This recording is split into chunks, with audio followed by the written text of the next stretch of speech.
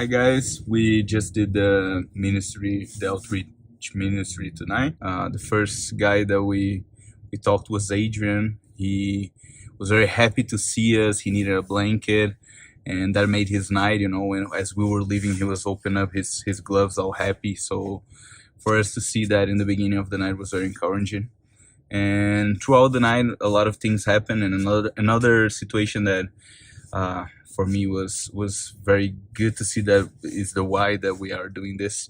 Was a guy named Mario. He was passing by with his beanie in his hand to cover so that he could heat himself with no coat on. He was like with barely a jacket. So we gave him a big coat. We helped him to put the gloves on.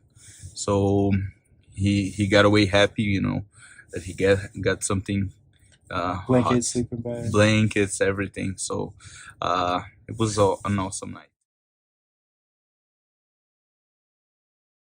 The last one was Barry, and he was. It was really interesting. Um, this big giant man. His hands were like my size, maybe a little thicker, and I wrote the poem for him. He's like, I'd love a poem. You just never know how someone's gonna take it.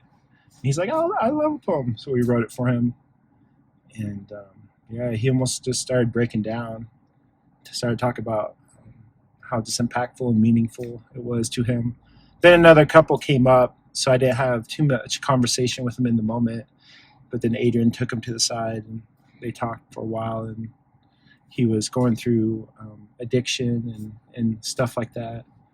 And through other conversation later, Adrian told me that he knew the Bible, but he was trying to figure out life. And he actually approached me, I don't know, like 30 minutes later after I originally wrote it, and asked me what a part meant. And I was able to take that and share the gospel with him and share, the way that the Lord deals with time and how he can make his life meaningful and purposeful. So yeah, that was great. That was really great, actually.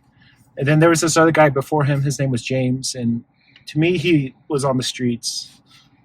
He just kind of had his duffel bag and his coat a certain way that and he approached us and he wanted a poem, but then he's like, "Don't do one." And at first, I was like, "What?" But then I just saw the humbleness and meekness in him, and it was just such a serious moment. And then he said, "Yeah, do one for me." So we wrote one, and there's a bunch of things in there, but I wrote something like that there was hope for the future. And he was just, I don't know, it's like when you connect with someone, or like when you truly see someone and you see the authenticness.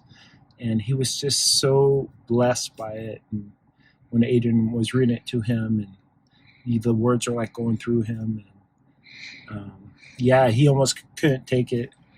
And I believe that he just kept thanking us and took the poem and left.